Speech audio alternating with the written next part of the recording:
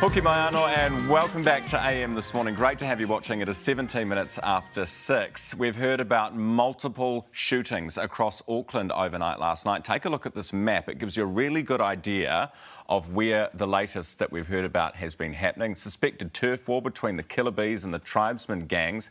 You can see there Te Atatu, Otara, Papatoetoe, Flatbush and Papakura all at this point, we understand scenes where shots have been fired. We've got our reporters on this morning. We will hear from police, hopefully later on in the program. 18 minutes after 6 now, I'm joined by the National Party Leader Christopher Luxon.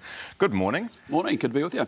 Terrible news to wake up to. Yeah, it is, and it's been happening too often, hasn't it? You know, every day there's something like this going on with gangs, and the reality is that gangs have increased by 40% under this government. We have just over 8,000 gang members. We just have over 10,000 police officers. We've had 2,500 501s return, 50% have reoffended, and they're certainly contributing to the problem. But I think there's a number of things that the government needs to be doing, in order to cut down on it. And OK, what are these things? Because you say they're soft on crime, so where is the softness? Yeah, well, look, I mean, I would have taken the $210 million that we're spending on a firearms register for legal gun owners, and I would have redirected it into firearm prohibitions orders so that you have police with warrantless search powers so they can actually go into gang pads and go after illegal guns. OK. Our problem here is illegal guns, right? Yep. The second thing I'd do is have a dedicated gang unit. So anytime there is a gang infringement, whether it's a parking fine, whether it's a speeding fine, whether it's a building consent at a gang pad, you'd have the gang unit deal with it. That's one of the things the police have announced that they are operationalising is they're going to get on their backs and not let go. Yeah, I'd really want to have that as a permanent, strong gang unit feature. Would you have an armed response team? Would you have the Strike Force Raptor? Well, that's kind of what we're talking about, is if we went to the election last time, so we'd have a dedicated gang unit that really is to make sure that they are right on top of the gangs, because it sort of needs some asymmetric force to be able to deal with it. And they're armed? Well, I think, and strongly available to arms, and the government's actually put some money towards it. What does strongly available mean? Because at the moment you've got to put a code into a box and it's, Yeah, well, it's just that you want the police to be able to have access to arms very, very quickly. You're now in a place, actually, where 75% of police are saying they actually want to be permanently armed. Totally. So that's a conversation we should think about before we just go say, yes, that would be a good idea. OK, but the situation has changed, the risk has changed for sure. OK, and so to respond to that risk, you're saying that this particular unit would have ready access to guns, i.e. on the hip? You'd want them to have access to guns. I'm not sure they'd actually be carrying on them immediately. I'd want to understand what that would mean for police. But the third thing you could do is actually what we've been calling for is review the pursuit policy, because the reality is fleeing, kids from ram raids, fleeing, gang members, we used to arrest 43% of fleeing criminals. Now we arrest 17%. So I think, those combination of things is really what you need to be doing. Because that's the focus on. If you're a young person or you're a criminal out there, you basically have impunity. You can do what you want and you won't get chased. Well, they know that, right? And that's why you'll see, on the motorway, you'll see it. I heard about it down in Hamilton the other day.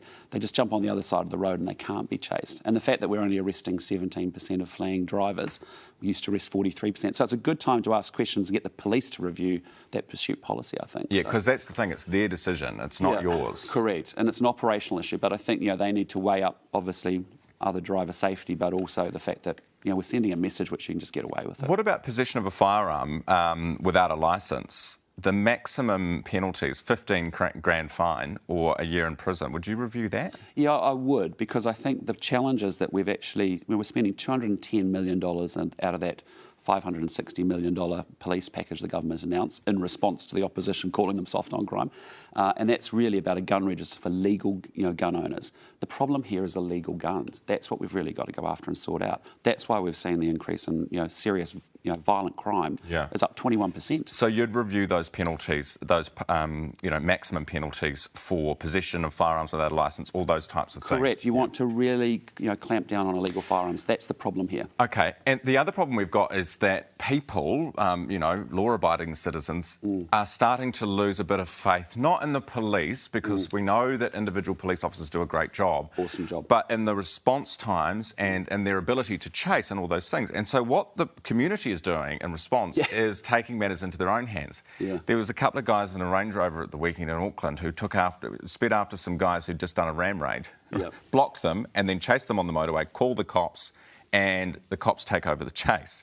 Now, obviously, you don't want to be doing that. But can you understand why people are taking matters into their own hands? Yeah, people are incredibly frustrated, and the people that I actually feel sorry for are actually those dairy owners.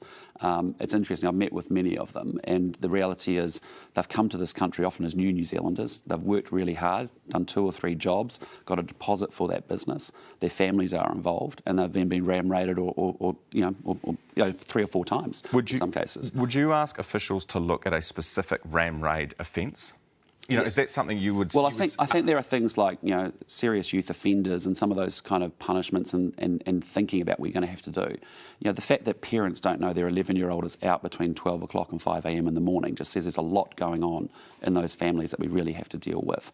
But yeah, look, I think there is. I think we need to get really clear about there's probably some things we could do to sort of toughen that up. Is that something, because that's something that they have asked for, is that something that you would commit to investigating? Well, absolutely. Mark Mitchell's already giving that some thought. Who's our police spokesperson. A ram raid offence? Well, essentially, it's more about youth offenders. Right. As essentially, and there's often a small number of people doing multiple offences. Those are the young people we need to be able to address and be able to make interventions with. OK, so that's work that's ongoing at the moment. Yeah. Let's talk about Nanaia Mahuta and this tweet. I think we have a clip actually to play. This is from Isabel Ewing's story last night on Newshub Live at 6 about Nanaia Mahuta and the New Zealand Embassy in Russia. Take a look. It was summed up in just one word by a foreign policy expert. We just asked, wow. And that sentiment's echoed by both Jerry Brownlee and former Foreign Minister Winston Peters, that this is odd. Odd is the fact that Nanaia Mahuta hasn't picked up the phone to them. Yeah, that's really surprising. You've got a New Zealander up there acting as our ambassador in Russia, probably doing it pretty tough, I would have thought, with consular staff there. And I think you just at least want to check on their well-being and get some insight as to what's actually happening from within Russia. And I think you'd make the direct call as a minister to the ambassador, rather than going, as she said, through staff. Yeah. So what are you reading into this? Because there was a similar issue with just one letter sent to the Solomon Islands, no reply. Yeah. Are you worried about what Nanaia Mahuta is doing? Well, look, it's just, I think you just would want to be picking up the telephone and having direct, communications and actually hearing it straight rather than coming through diluted through channels. And so, this is a really serious issue, Russia-Ukraine. Any insights that our ambassador has about what is happening inside Russia would be very, very useful, very valuable. And I think there's also just a pastoral care piece. You'd want to be supporting and encouraging that ambassador and thanking them for what they're doing for us at this time. Very quickly before we go, Simon O'Connor, one of your MPs, had a bit of a rant in the House the other day about left and radical left-wing politicians, i.e. Labour and the Greens, as he put it, talking about the kind of university free speech and saying that actually what they're trying to do is strip our universities of free speech. Have a listen to what he said in the House. And let's be under no illusion here. This has nothing to do with freedom of speech from the other side. It's all about control. You will only be allowed to think, say and preach what they believe in. That is autocracy. That is a totalitarian mindset, and it infects like a virus our universities. It's an absolute cancer, and like any cancer, and the doctors know this, you rip it out. Strong language. Strong views. Do you agree with them? Well, he's a passionate guy and he feels very strongly about free speech, and that's what you're seeing there. The reality is we do want our universities to be a place where you can actually have a range of views and discourse that's happening. And are they not? Well, look, I think they try. I think there's, we want... I'm not sure about that, to be honest. I'm not sure they are or not. I haven't been on a campus recently to see what's going on. Do you think he's got a point? Or do you think he's kind of running his mouth off? I think he's making a point. He's making it very strongly. I think what we believe in is free speech. We want young people to be able to go to university, see both sides of an argument, not actually be shutting themselves off to alternative views. I think it's good for critical thinking. It's good for what we want to see people doing at university, which is developing their thinking, thinking about a perspective that's different from their own. So the more that we have on university campuses we can do that, the better. OK. Thank you very much for joining me this morning. Good to have you on the show. That is Chris Luxon, the Leader of the Opposition